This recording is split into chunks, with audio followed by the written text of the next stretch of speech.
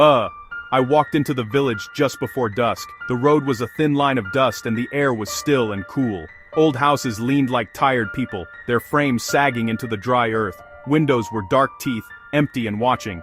The sign at the path, its letters faded and peeling, said the village had been empty for 40 years. I had my camera and a light. I had told myself I wanted pictures of this quiet decay. I wanted to capture the slow, sad story of a place left behind. I wanted the quiet work and the solitude that came with it. I wanted to be alone. At first, the place felt like a stage set for a play that had long since ended. The wind, a soft and invisible hand, moved the tattered curtains in one house, making them dance like pale ghosts. Dry leaves, brittle and brown, tapped on window glass with a sound like tiny, insistent fingers. I took the first pictures in the falling light, the world turning soft and gray.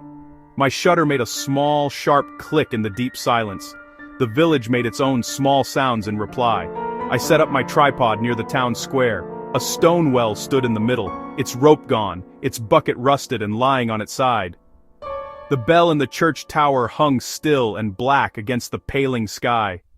My camera felt heavy in my hands, a solid and familiar weight in this place of emptiness. At night, the village changed. It shed its skin of quiet sadness and put on something else. The shadows grew long and thick, pooling in the corners and doorways like black water. The light from my lamp carved the dark into strange and shifting shapes.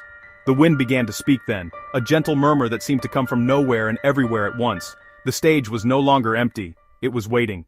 I made my first night shot. I aimed the camera at the empty square, my fingers cold on the metal body. I pressed the button, the shutter clicked, the flash spilled like white paint across the scene. When I looked at the small screen to check the picture, my skin tightened and pulled cold across my bones. In the photo, standing behind me, near the well, were 3 people. They were not moving. They were still, their bodies caught in the light. They looked straight at the camera, their faces pale and unreadable. I turned around slowly, my heart a hard, fast drum against my ribs. The square was empty. The stone well was empty. The rusted bucket lay where it had been. The bell in the church tower did not ring. The beam from my headlamp shivered on the cobblestones, a nervous yellow line in the deep dark. The air was cold and thin, and it carried no scent of another living person. My feet found no other steps on the dusty ground.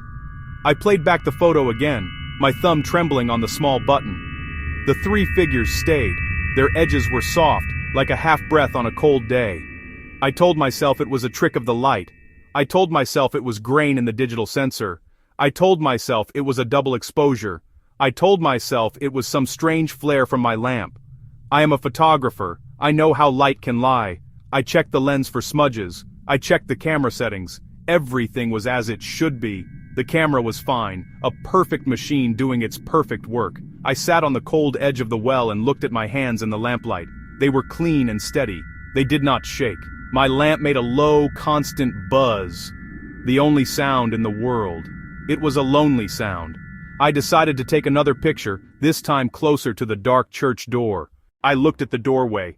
It was empty. It was a black rectangle of nothing. Cold air came out of it like a slow, deliberate breath on my face. I heard a whisper then. It was not the wind. It was a sound like dry paper rubbing against dry paper. A fragile and secretive noise. I raised my head and listened, holding my own breath. The whisper moved. It drifted from one wall of the church to another, a rustling sound that said nothing I could make out. It was a voice without words, a presence without a body, the sound of the silence being broken from within. My hand shook when I loaded the next memory card into the camera. The small plastic rectangle felt slick and strange in my fingers. I started taking pictures with a new urgency, a new kind of hunger. I took a picture of the leaning fence. I took a picture of a broken chair on a porch. I took a picture of the sky between 2 rooftops. Each picture gave me someone else. A man sitting on a bench, his hands folded in his lap. A woman leaning against the church wall, her head tilted. 2 children, their hands linked, frozen mid-skip in the frame. They were always behind me. They were never in front of me. They looked toward the camera.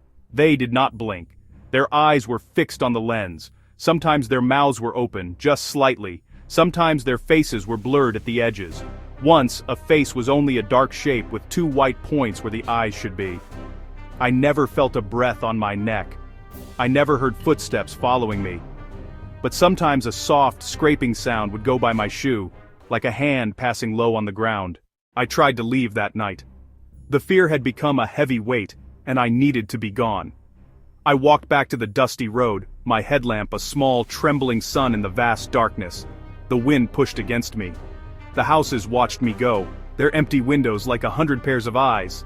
My foot brushed against a loose stone.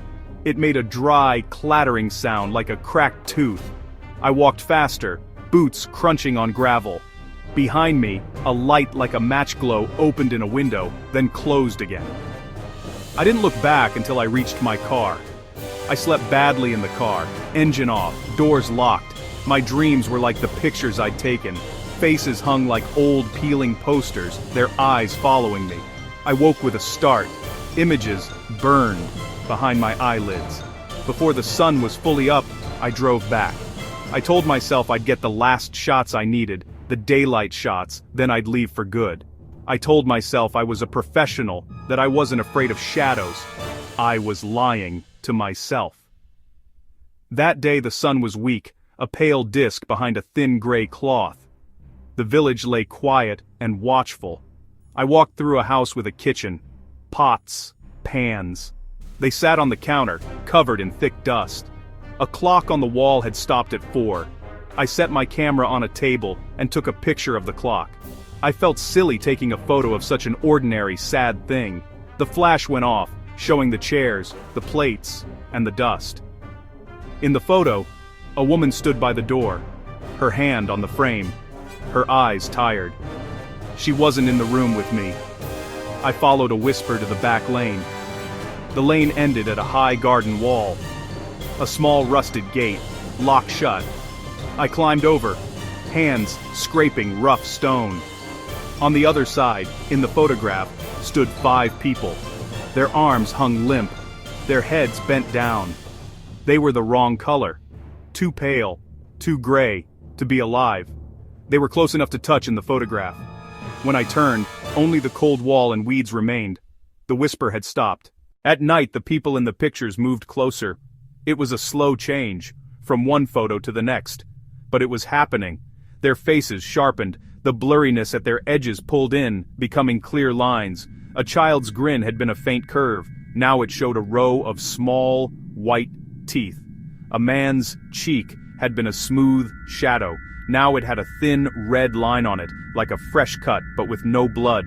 Once, a face was so clear, so detailed, I could see the slight curl of a lip and the tiny pale scar under an eye. The camera was making them solid where the night could not. I stopped speaking to myself in my head.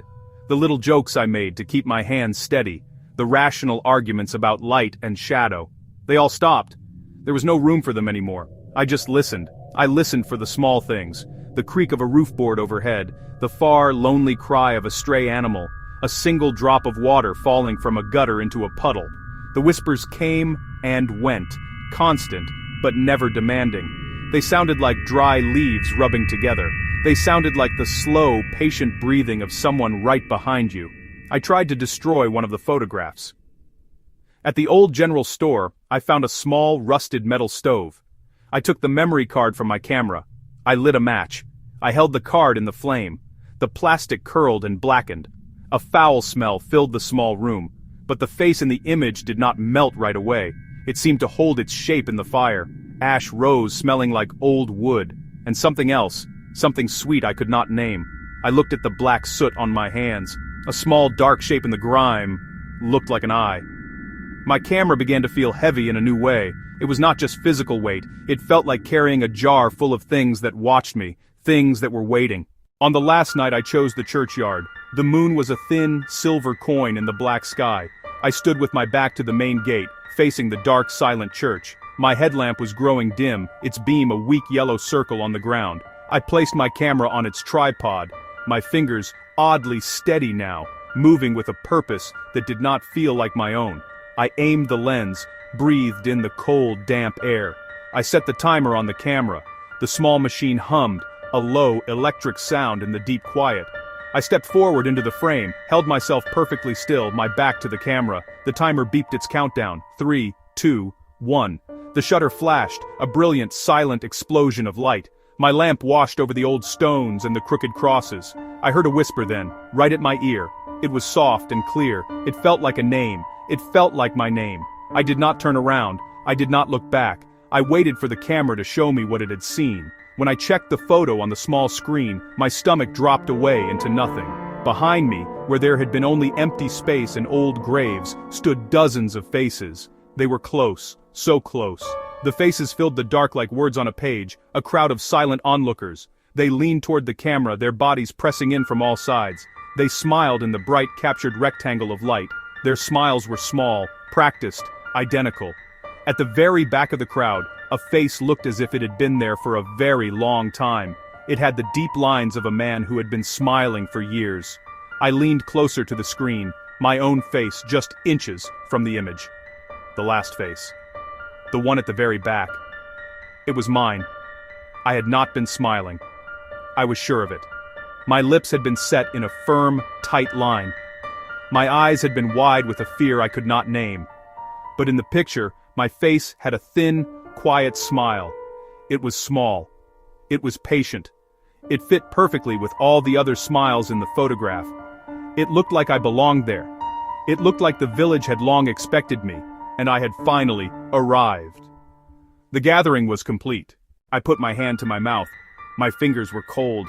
They found the camera strap around my neck, the familiar texture of the woven fabric. I felt the weight of the device, the sudden biting cold of the night air. I had not felt the cold until that moment. The wind moved through the churchyard, a soft, long sigh among the tombstones. The faces in the photograph did not seem to mind the wind. They did not seem to mind anything. They just smiled. Quiet smiles, knowing smiles, their eyes fixed on something just beyond the frame. They were watching me. I turned slowly, half expecting to see them all standing there. The church steps were empty. The moon kept its thin, coin-like shape in the sky. Nothing moved except for a curtain in a house far away, flapping gently in an open window. I felt the air near my neck grow cool, like a palm being placed gently on my skin. I looked at the photograph again. My face smiled back at me from the dark. It smiled with a calm that did not belong to me, a stillness I had never known. Behind my smile, the others watched. They waited, like people in an old portrait, waiting for someone to see them. I slid the camera strap from my shoulder, placed the camera on a flat, cold stone. My hands did not shake. I picked the camera up again. It felt different now. It felt like an extension of my own eyes. I stood and put the lens to my eye one last time. I did not look at the village. I turned the lens around. I aimed it at my own face. I did not need a timer. I did not need to see. I knew what the picture would look like. I pressed the button. The click was small. The flash was a brief, white blindness. I did not look at the final photo. There was no need. I could feel the smile on my face, a slight upward pull at the corners of my mouth. It was not my smile, but it was on my face. It felt permanent. I was no longer a visitor here, I was a resident. I was a memory waiting to be found. The village was not empty, it was just waiting to be seen. And now, I was part of the picture. The photo had not just smiled back, it had taken me with it.